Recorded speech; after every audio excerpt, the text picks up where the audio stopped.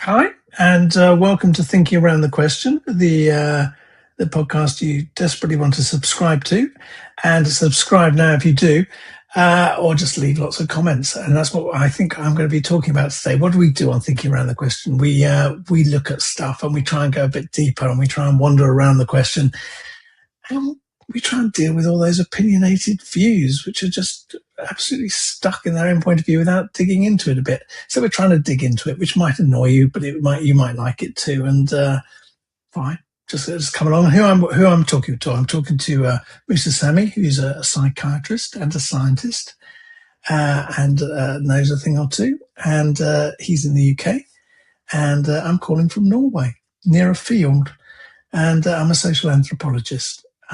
Maybe that's why I'm in Norway. Right. What are we going to talk about today? Musa, how are you doing? Before we even do that, let's do some pleasantries.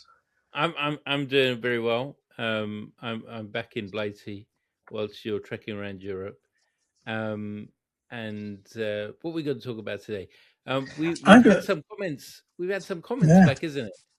We've had that's some right. comments back. It caused a little bit of a conversation between ourselves about what should we do with this? Should we deal with it? Should we not deal with it? Should we ignore it? But I think that it's always worth discussing. That's what we're here for, isn't it? When we're kind of thinking around the question, trying to get a little bit deeper into understanding what's actually going on behind all of that, isn't it? So let's take it on head on. Okay. Well, also, have you read the comments? I mean, it's quite interesting because Yeah. I'll be quite honest. I'm not sure whether the comments actually listen to the podcast. I think they might be, and one of them's from the town where I grew up. So that was quite nice to see. I thought, oh, someone else from Watford. But I don't know if these people exist. I mean, so that's one of the things I'm terribly sorry if they do exist. But I'm not totally convinced they've been actually listening to the discussion. I'll tell you why. So here's what the comments say, and then we have your comments on the comments. So there's a lot of comments about Muslimness. Is Muslimness about Muslim populations and about them needing to adopt Britishness, not Muslimness, Britishness. These two things are different, although I'm not quite sure what Britishness is. And that actually, for any wrongdoers, Muslim wrongdoers, deportation should be promoted. So, because of faith, the deportation comes one. Where you deport someone who was born in the UK, I don't know, to a Muslim country perhaps, and people need to integrate because you Muslims are not integrating. Integrating into what? And Islam's become too prominent in the UK. We could discuss that too. And Muslims should live by Muslim rights like they do in other Muslim countries, which of course not as good as UK rights. And so there you go. You're on the you're under the cosh really of being a Muslim in Britain. And people, whether they've heard the podcast or not, seem to be leaving these comments, or something's leaving comments to this effect. I mean, and what? Hey, does this surprise you or not? It saddens me. It saddens me. I think they probably are real. We know there are lots of trolls online, and but At least they I think there's they a could lot. have the decency to listen to us before they leave the comment. It's like they haven't actually had the I conversation. think to be fair, I think that they're probably reacting to the shorts, right? Okay. So the short government and there's been a couple of shorts on. I think actually was it last week I was talking about reform have won the local elections. They've swept across the board. They're the largest party. It's unprecedented, and I think we were talking about my feelings as whether whether I will continue to have a place in this country. That's A right. couple of shorts came out from that, and they kind of triggered this, reaction. And I think it's really interesting. I think it's profoundly interesting because it tells us things on a certain number of levels. I mean, I think there's a dichotomy there between it's basically saying you can't be Muslim and British, and that's just taken as a given, isn't it? I think that's a bit weird. I'm not reading that, but tell me a bit more. What? Let's come back to the surprise. Does it Yeah. surprise you that these views exist? Where, I mean, do you, well, let's just go through. Let's go through it quickly just to see Sure, where sure. you are. And I mean, Because you let's can you can ask me before we again. do that, Yeah, go on. before we do that, I mean, clearly, Jonathan, you're of uh, Jewish ancestry, right? Yeah, which is not indigenous to Britain. It's not. It's indigenous to the Middle East, right? Yeah. What's indigenous to Britain? I know. Yeah. So I'm of Pakistani ancestry. Pakistan is actually a modern nation state. So um, I'm not even of Pakistani ancestry. I'm ancestral to some place which was historically called Hind, right, or Hindustan, or India, or the Greater India. Yeah. Who's the foreigner though? Is it me or you? When people look at us, Jonathan, who do people think is the foreigner, Whoa, whoa, whoa, and whoa. why do they think what they think? No, We I've will. got to back. I I've got to think we will. backtrack so far. I totally disagree with so much Of you're course, saying. You're not from any of that. yeah. None of us are. I mean, look, you're born. You're born. You come into existence. That's it. All this stuff of I'm related to all these people. Yeah, but you do the genetics. You're related to a ridiculous number of Mm. people, and in fact, you're not actually related. Once you start going back certain generations, you're not related to a load of them because they can't possibly carry enough genes to carry through to you. So it's a bit messy. And yes, you weren't from the Hind. You weren't. You were from the home counties. Um, and I mean, here I am, the Ashkenazi Jew, but actually my Yes. grandmother's Welsh. She's Celt. I occasionally have a red hair. Well, I don't anymore, but I used to have the odd red hair pop out. But were they indigenous? Who were there before the Celts? I mean, all this romanticization of belonging. I mean, that's what's really going on. And what's it doing? Why do we have to tell those stories? But What is that's that that's about though? probably not what you want to talk No, about. no, no. What is that about? That's essentially about. Essentially, it's about property rights, isn't it? It's about I have the right to inheritance of this country, of this piece of land where I come from. And that's sort of without question. I mean, there might be good reasons why we have property rights and why we maintain them, for example, but it's an extended version of that, isn't it? And therefore, England for the English, uh Britain for the British, and then you have to begin to define who is Britain, what it means, what British values are, all of these kind of really, really tricky See, questions. Yeah. see how quickly we're tripping up. So you go property rights, Yeah. you go John Locke, you go around the 1600s, 1700s, and Hmm. the movement from the landed gentry and feudalism into different systems, which ain't as simple as it looks. And thus we end up with these property rights, and we end up with a disenfranchised population from the property they used to just be able to sit on.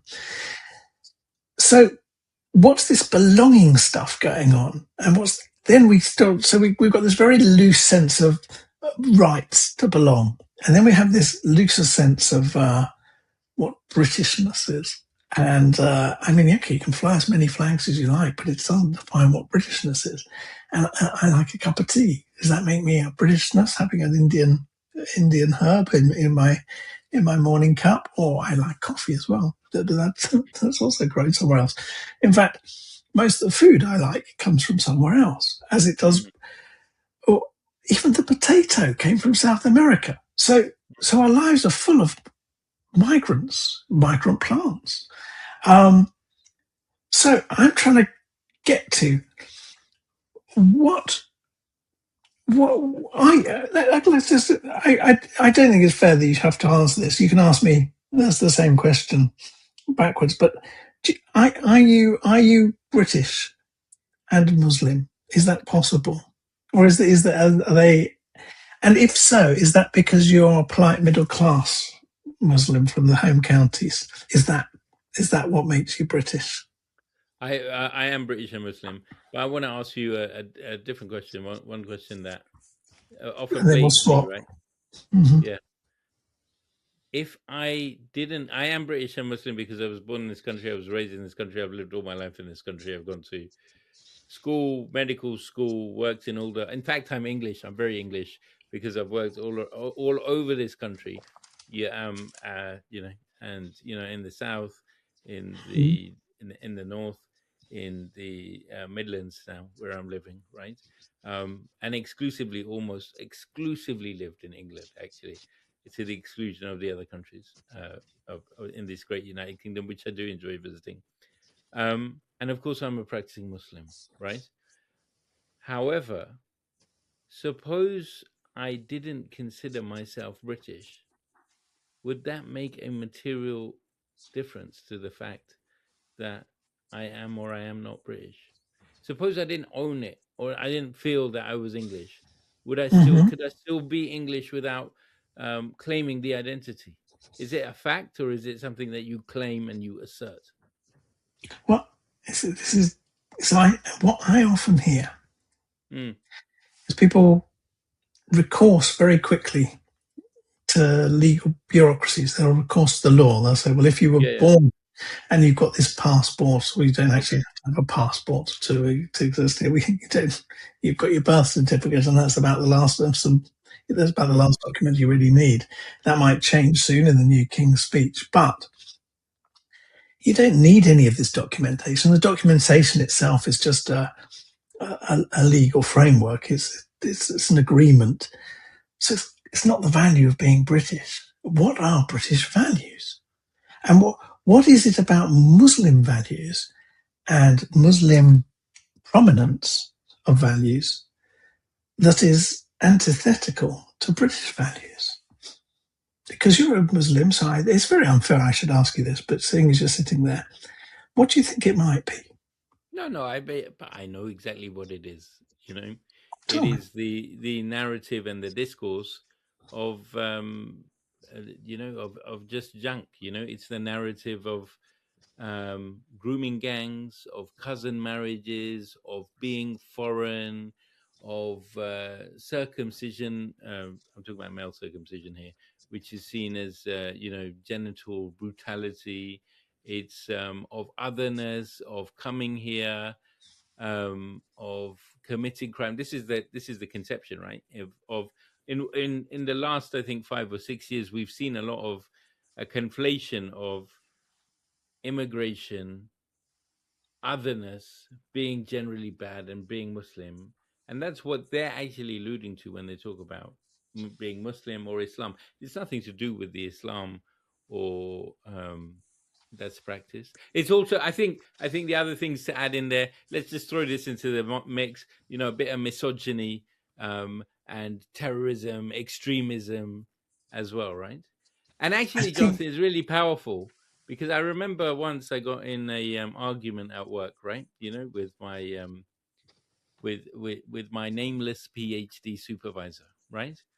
And I got the feeling, and so it had to go to the higher ups who had to come and kind of work this out, right? And it was actually about publishing papers, which is a very academic debate, and the order of publishing papers and who has the data and all of these kind of things. I got a feeling that I was very angry because I was being stopped from publishing my papers. I got a feeling that I was being cast as some wild-eyed, kind of playing into that stereotype, you know, fundamentalist, extremist, Muslim type. That word was never mentioned, but the way the conversations were had about me or to me, so it's not just this covers the whole range of society, and you can just about see it even amongst very academic and very um very classist settings.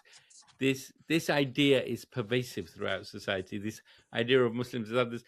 And I dispute that entirely. I want to deconstruct it a bit today, but we'll get onto that, shall so. Look at was what I don't think we're getting down to. Let's see if I can use a frame to do so. So let's look at rights and culture. And many years ago, I think he did Marie Denbour. Anyway, Richard Wilson, Marie Denbour, and Jane Cowan wrote an anthropology article about rights and culture, which is very interesting. sure. And then Jane writes a further article on it. But they look at it and they say, well, look, we want different cultures to have rights. But the thing with cultures is they deny rights to other groups. This is what cultures do, and we can look at seeing as I'm in a place where they eat whales, and there's some for sale down the road. We can look at whaling, but in some places, whaling has been a long tradition, so it's their cultural right to go whaling. And we say, well, that's okay, as long as you do it in those traditional ways. But they don't. They go out in a motorboat and they go out there with the, modern equipment to go whaling. But they're following their own traditions. And I'm wondering if in all of this, and of course the point of the article is, if cultural rights don't fit together very neatly, there's a conflict. Well, that's fine. We can have conflict. It doesn't necessarily have to be a physical conflict. We can have the tensions. We can have these things where things don't sew neatly together. And I suspect what's happening, and it's happening in through those comments, is people are seeing something not through the inside, but from looking at the outside. They see something fearful about Islam. And they see something fearful about, so we have people dressing in different ways. Of course, the funny thing is we all dress in different ways depending where we go shopping. If we go to Marks and Spencer's, we look in one way. We look shopping Gap, we look at the other. And sometimes we dress really wild. I come from Brighton, we get some crazy dresses. And there was some guy walking down the street in this little town. I don't know what he was wearing, but it was a snazzy suit and it looked very funny. So look, but that's one of the things we pick up on. And then we pick up on this, the female role in Islam. And we pick up on the sort of, it's more oppressed than the female role in Britishness, maybe. But is it? I don't know, because I'm not in it, and I'm not talking to those women. And so I don't know. And then we get the violent extremism of Islam, but we get violent extremism in lots of places. The British have been at war for 400 odd years, one way or the other. We have. It's quite violent. We're one of the world's largest producers of arms. These are violent objects. We have armies around the world. We have been at war, and we will continue to be at war. That's kind of what we are. So, and I'll give you one last example of that. I was doing my field work in Colombia, and I was talking to a farmer, and I was saying, well, I'm trying to understand the violence, because Colombia's got high levels of violence in Colombia. And he was just a peasant farmer. Couldn't read, couldn't write, just had a small patch of land. He turned around and said, look at you. You come here and you call us violent. You've got a war in Iraq. You've got a war in Afghanistan. You had a war in Ireland. He's just started listing. I think he doesn't know the half of it. And I went, oh my God, this guy really actually sees that. I didn't see it until then. I just thought, yeah, people are violent elsewhere. But I didn't see my own culture of violence. And so I think one of the things that worries people, and as I look at those comments, there is, even if I might disagree with them, I think there is a concern there, and a threat, and a concern that they are being taken over. But of course, they're being taken over by coffee and tea, and they've been taken over by American movies and pictures of New York. We live amongst things. Let's deconstruct this a little bit, right? Yeah. Kind of mass migration started probably in the 1950s. After the Second World War had finished, there was massive shifts of populations. For example, there was Turkish people going to Germany. There were people from the Indian subcontinent coming here, from African countries as well. Then in the 60s, you had, the Caribbean population coming in as part of the Windrush generation, and so on and so forth. They happened because of historical trends. These were, particularly Britain, had been the seat of empire, and we had gone around. I'm talking as a British person. We had gone around telling the world how great London was, for example, and how it's the seat of culture and science and technology and business and progress, and that's why people came here. And we taught the whole world English. That's why people came. But also we had. I'm talking about, again, as a British person, we had a need. We had a need in our factories. We had a need in our cotton mills. We had a need for in our hospitals. We even had, a need in our general practice. That's why people came and began coming. And when they came, then they also often brought their families with them. Or later, they would call their families and they would settle down. That's how these communities began to develop. The post-war migration boom, post Second World War, which has lasted several decades, was not driven by refugees or asylum seekers or this terrible word. I don't even like the word asylum seekers, but this terrible word illegals. It just wasn't. It was, but it was a two-way agreement between a nation which needed people and people who wished to come. And essentially, that began to change, Jonathan, the fabric of this country or certain aspects of this community, because the people who were coming to Europe and to Britain had no ancestral wealth. So they settled in the cheapest areas they could find, such as, Southall or Bradford or other places, or where there were other members of communities, or whether there might be a mosque or these kind of things. And then there was, and there always has been, a degree of what's been called white flight. This has been well documented, in areas of London and areas of New York and these kind of things. And I mean, white flight is a very simplistic term. What happens is the older community finds that it's being overtaken and begins to move out. Where are Because you of the getting particular this stuff? You never did well, geography, did you? You didn't study but geography at any level. but This is Jonathan, this is I have lived through this. yes, I but have seen. I I so have seen. gives doesn't Yeah, go go. on. I mean, Guys, I have seen. I've seen the transformation of places over the course of being a British citizen in this country. In these 40 years, yes, but you're areas have doing the changed. same. You're doing the Yeah, same thing. You're coming down to racial migratory determination. You've brought the economy in as a driving factor, and then you're yeah. saying, and then populations move out because they don't want to live Well, what amongst I'm these saying is, populations. But this is not the case. If you look at, there is constant. There's constant demographic change, hang on, and that yes, demographic change is a natural there's nothing consequence natural of about it. economic There's factors. Yeah, not. go on, There's go on. nothing. Well, there's nothing natural about it. This is social organisation. We can organise ourselves in many ways. There's Hmm. nothing natural. There might be something natural about eating, but Sure. there's not necessarily anything natural about the production of space and the capitalization of space and the accumulation of certain spatial areas. And the thing is, as people Mm. move, you don't need migration for people to move. You get enrichment of certain areas and you get impoverishment of certain areas, and areas which used to be, I can think of Medellin in Colombia, the area that used to be where all the rich lived, then slowly went down to the middle classes, and then it slowly went down to the working classes. But meanwhile, the rich moved on to another area, and then the middle classes moved, and the rich started going up the hillside, But quite literally, in the Jonathan, valley. that's But that exactly had what I'm nothing, saying. Musa, Mm. that had nothing to do with migration. It did in a sense, because some of that migration was people moving from the countryside into the town, because there was no more work left in the countryside, and it was hard to.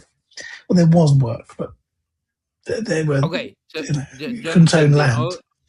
the only thing that is different to, the usual transfer of city or moving between, from villages to towns to cities and so on and so forth, which is a natural process and nobody has any objection to, is that the color and some of the cultural practices of some of the people that come and settle in certain areas is different, and this is what gets picked up on. Otherwise, it's a completely natural process, and essentially what you then get is What's natural?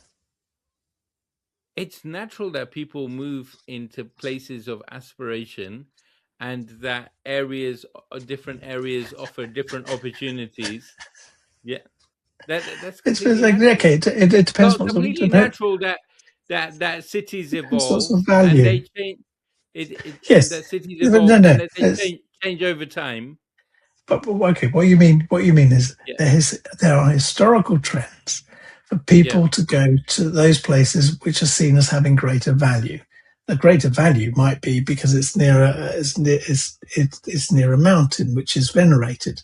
The greater value might be because it's far away from the mountain which is venerated and might need to be far away. Oh, But look, if you're okay. talking about The value if is you're hang on, essentially no, no, yeah. no, Musa, watch out because you are conflating Hmm. an economic system with nature. And it isn't, because within the economic system, we've got people pursuing value. And this becomes important when we look at this issue. Because when we look at migration and we look at identity, Hmm. once again, there's nothing natural about identity. It's just an identity doesn't really exist. I mean, it's Really. just try and pin it down. It's quite hard to put your finger on it. Um, at some point, the bubble pops. But these things aren't natural. They're just social organization. And yes, we are organizing ourselves through value. And the problem is, as people start to kick back against your Muslimness, whatever that is, and create stories about what it is, they forget. The story that comes to mind is a friend of mine. His Hmm. his family moved to Suffolk somewhere in the 1960s. They moved to a village in Suffolk from a village in Hertfordshire or something like this. And they were always the outsiders for 30 years. They're the outsiders of that village. Now, his mum was Scottish, his dad Yeah. was British. They were white as white, or whatever that is, I don't know. Um, but they were the outsiders because they weren't from there and their families weren't from there. But once you get into the politics of the village, there'll be stuff going back generations. Not everyone, it's not living in this idea of everything. You said earlier, migration affected the social fabric. Everything affects the social fabric because Sure. it's in constant movement. There isn't one factor or another. It's not like the fabric is ever untorn. It's not like the fabric has this perfect Okay. setting. It doesn't. And I'll give you another example of this. The Crays in East London, proper white Mm. guys, violent as hell. We might have glorified them nailing someone's to the floor or shooting someone's head off, but beneath that glorification, we have violence and organised violence. There's always spaces. So, but the thing is, what I'm really interested in is that we have a two-dimensional view now of areas where so there's this idea that immigrants kind of cluster together, and particularly when people are talking about immigrants, let's face what they're talking about. They're talking about Muslim immigrants, and actually I don't even No, think they're no, no, talking no, no, about no, no. Muslim immigrants. Yeah. Why do you? That's just bring your own shit in.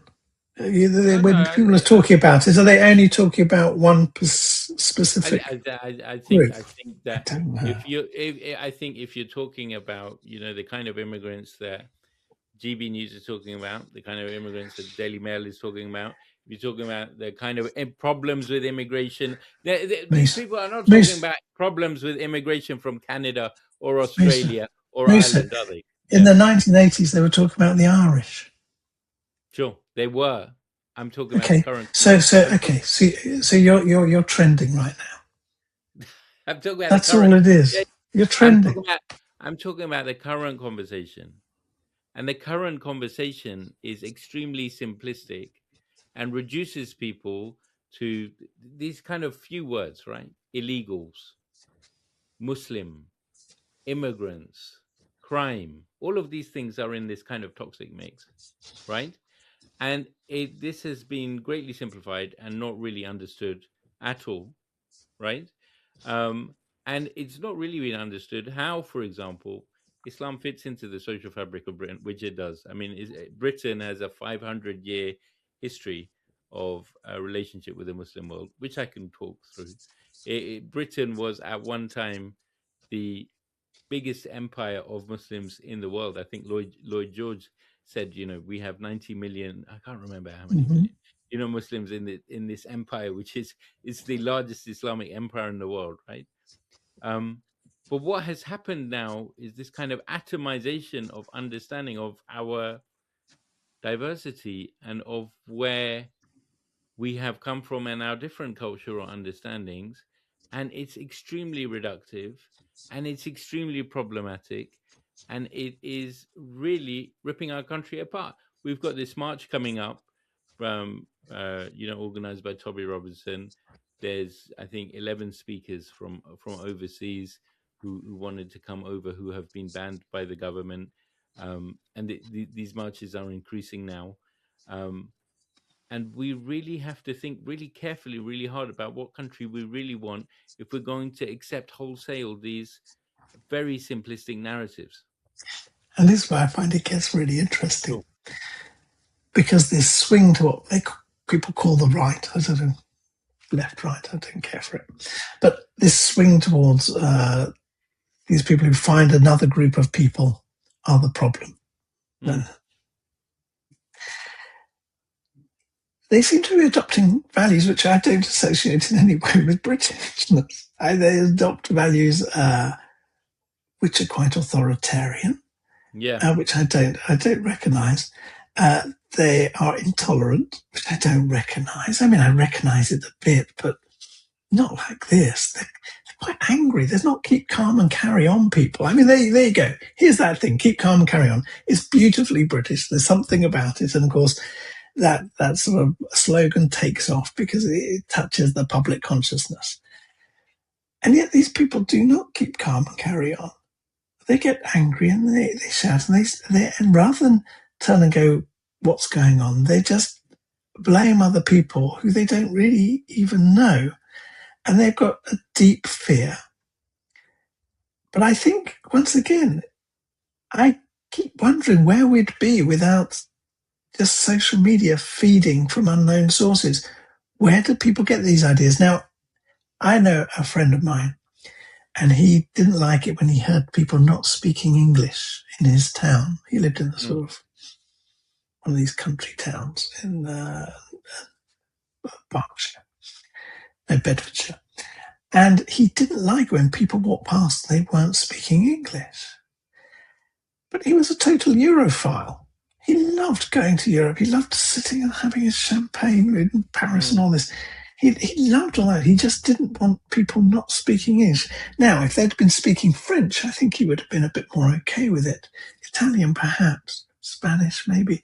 Polish? No, he really didn't like people talking what he presumed was Polish. He didn't like people talking any language. And I wonder what that's about. Because it doesn't, I mean, if you... Isn't that, Jonathan, isn't that essentially, and this is where it gets very worrying, isn't that our hierarchy of cultures and values assigned to cultures and certain languages? Who's doing the assigning?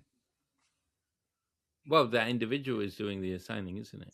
He may value, well, English at the top of the chain, French perhaps a little lower, maybe French a little higher than English, Polish and Romanian right down there, and then kind of African languages come right at the bottom. I don't know. I don't know your friend, right? But this assignment happens all the time, right? And in a way, if we're not careful, and we have to check ourselves, right?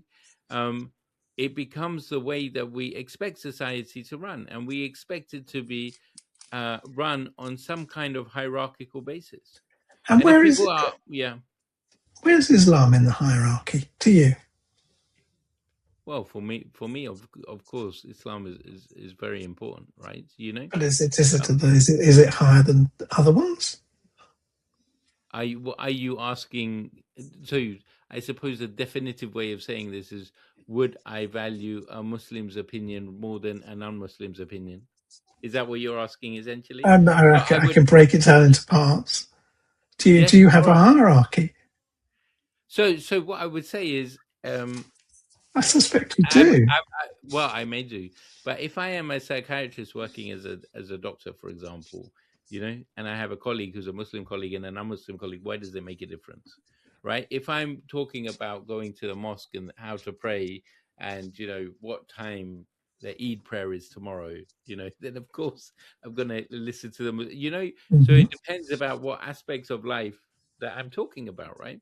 However, I think what we have to be very careful of is kind of this kind of discrimination where we start saying that some cultures or some values are superior to other values, and that's just part of the system, and there But, becomes it's a very quick route to a racialized but hierarchy. if I go back to the people commenting, one of the things was Islam's becoming too prominent. It's a bit Yeah, too yeah. proud. It's a bit too proud of itself. It's a bit too full of itself, and and yet talking to you, I've got a feeling with we're avoiding around the question a bit. Mm, I'm getting a slight sense that you. I mean, I realise I'm slightly unusual. I'm not quite sure I believe in much, but I get the feeling you do have. I mean, the problem with nation states is this is all about hierarchy, and every nation, no matter how, mhm. even if you're San Marino, heck, you've got a hierarchy. You're proud. You've got to be proud of your nation. I'm not sure why. Um, but you've got this Okay. hierarchy. So my question to you, Yeah. Musa, is this: Mm. here I am. I'm whoever I am. Whoever I am to you. I don't know if it is who I am, but whatever I am to you. Do you, as we talk, is that equal to talking to a member of the Muslim community, or is it different? The question is, Jonathan, what does it mean to be Muslim, right? What does it mean not to be as well? Sure, sure. What does it mean to be Muslim? Okay. Islam is actually an aspiration. That's what it is. It is an aspiration for oneself to better themselves in in their moral and spiritual lives. In Islam, you cannot better yourself in your spiritual life without bettering yourself in your moral life. It's a no can do, right? Yeah. To better yourself in your moral life is to clearly worship God, but there are, to respect your parents, to not tell falsehood, to give truthful testimony, to be just to all. This, but no matter where they come from, right? These are all commands from the Quran. To not steal, to not backbite, and all of these kind of things, right? Now, if somebody is on that path and is following that path, then whether they're Muslim or not, right? I have an affinity for them, and However, the simple fact that somebody calls themselves a Muslim or is an aspirant does not necessarily mean, and we come across this again and again, right?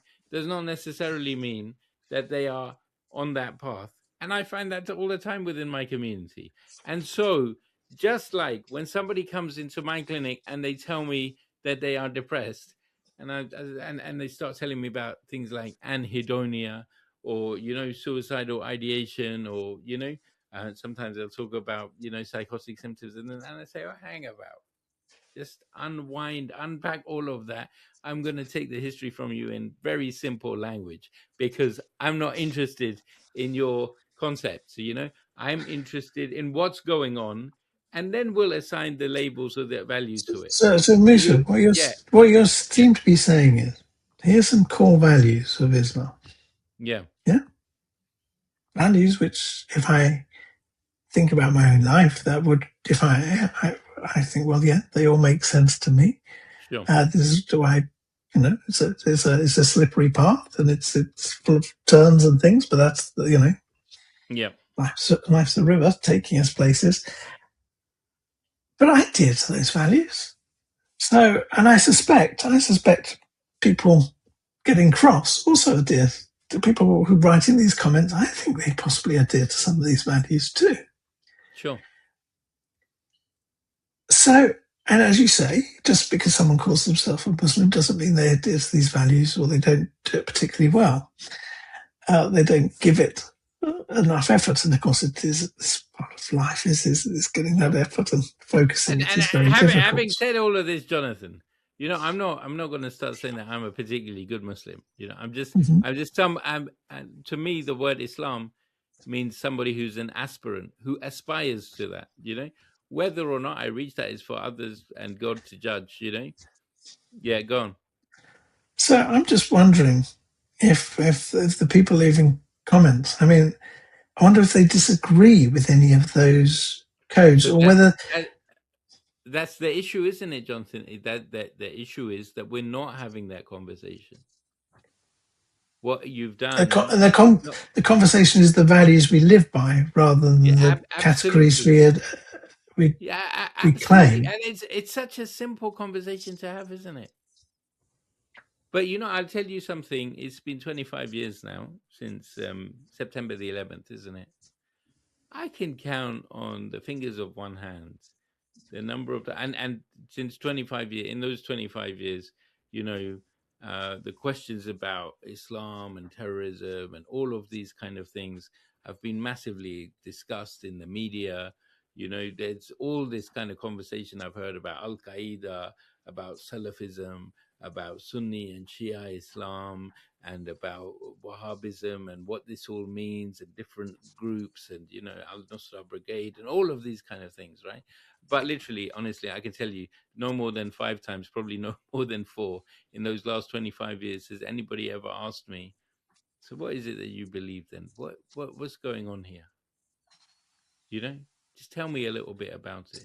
And that's remarkable, given that there's quite a few million Muslims in this country who have been here for the last 25 years, and nobody's asked.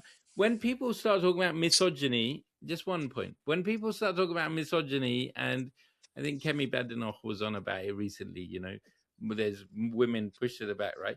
Nobody goes, my wife was saying, nobody comes and asks us, what our view is. And so it's remarkable that you have conversations about people who are living right there as your neighbors and your colleagues and your friends, and you don't speak to them about it. But the other thing you see, yeah. the thing is, that's part of the problem of faith. Sure. If I was to speak to someone about Islam, I'd get very quickly caught up in the rules of God and the different histories of these things. And the scripture says, as that's what, as soon as we're in there.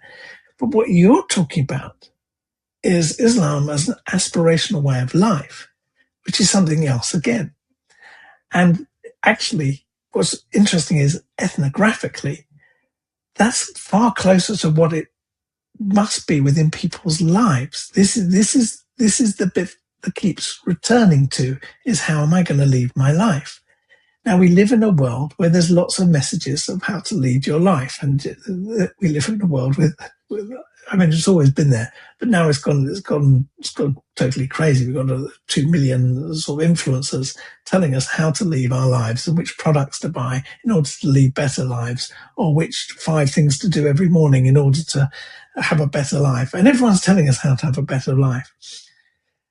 And there's these values of how to have a better life, which come from, I'm sure every religion has them, and I'm sure every non-religion has them. Everyone is creating aspirations on how to live.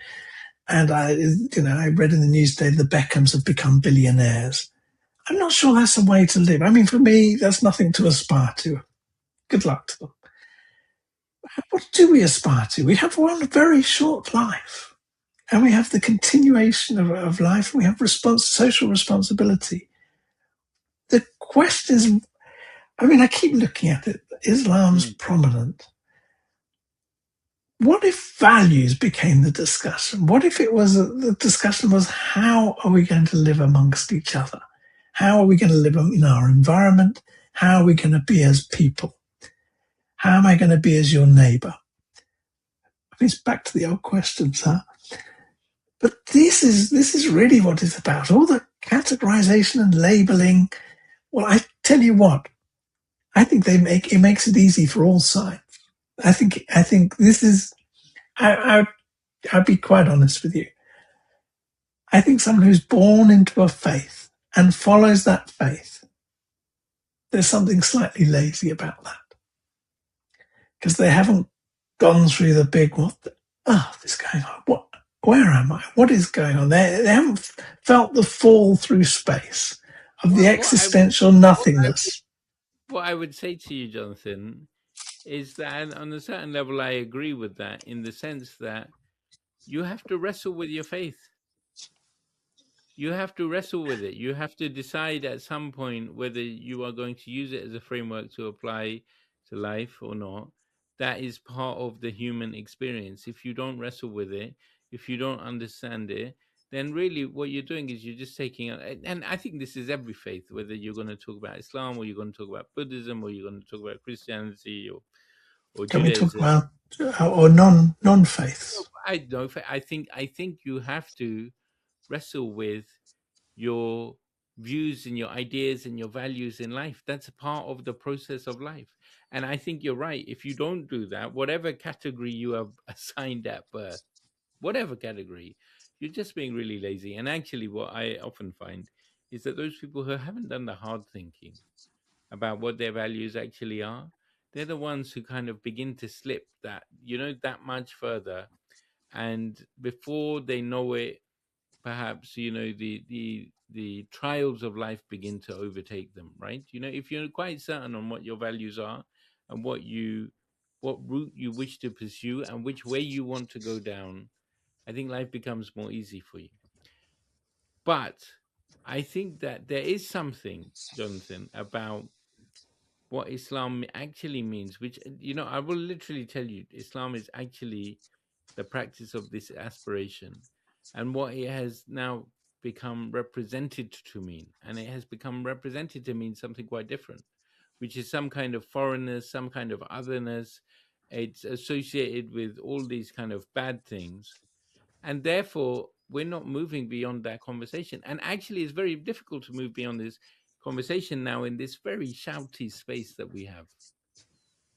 Especially shouty because of the pressures of social media and kind of Twitter or Facebook or other kind of mobs, who are always So can I interrupt? So you see, there are different ways. I don't know if I have a values in life. I'm really not sure I do. I wake up in the morning, I make my way through the day, and I try and feel it out and think it out and wonder, I try and do it with as much empathy as I can. What would I be if I was in their position?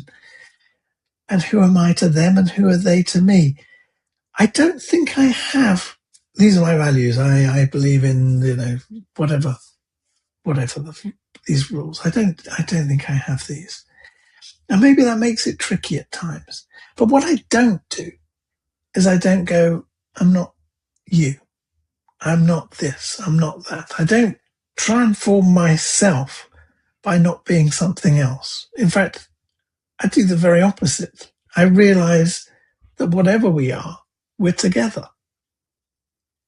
I am not you, but while I'm with you, we are together.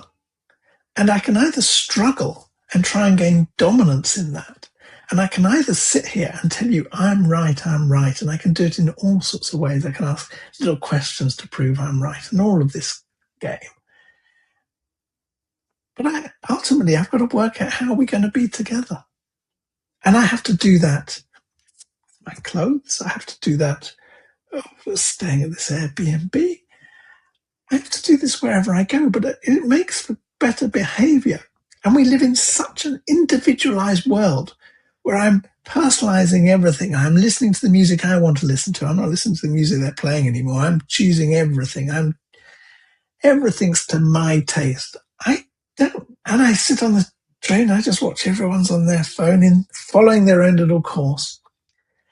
I don't have to be together. I'm traveling on public transport and I'm loving it because you have to kind of get along. You just kind of do. And you've got to put up. That's just the way of it. And we're losing that with all your privatized motor vehicles, with all your privatized viewing and your privatized swimming pools and all your. We've forgotten how to live together. If that isn't the value, I don't care what your religion is. If you're going to call yourself religion and say faith and I have values, but one of your values isn't how do I live with the other in an empathic way. And that means right now turning to those people who left those comments and go, okay, let's empathize. Let's see where we actually meet. I mean, I hope they are watching, and I hope they are not just Well, looking at I do headlines. hope, I doubt it. But Jonathan. I mean, obviously, I'm a psychiatrist. I do get it, right? I know very well that there are many people in this country who feel disenfranchised, who feel like that they have lost out on the opportunities in life, and there's been lots of different reasons for that.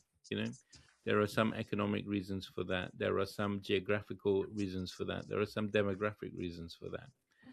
Um, but what I would say is that some of the reasons are unpicking all of that, or making our society a fairer or just society is hard work. It's really hard work.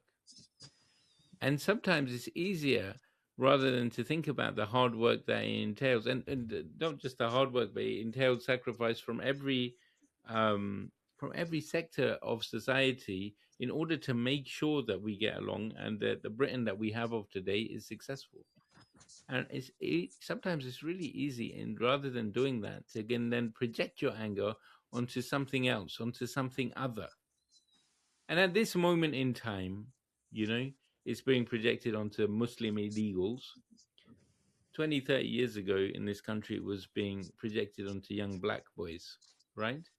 um, 80 years ago, it was being projected on to the Jewish population, and it will be projected onto something else. And and there will be times of particularly austerity or difficulty in society when we will find some other bogeyman, or we will find some other monster. It just so happens that people who look like me, who are my skin color, who practice the same faith as me, um, uh, uh, are at the eye of the storm.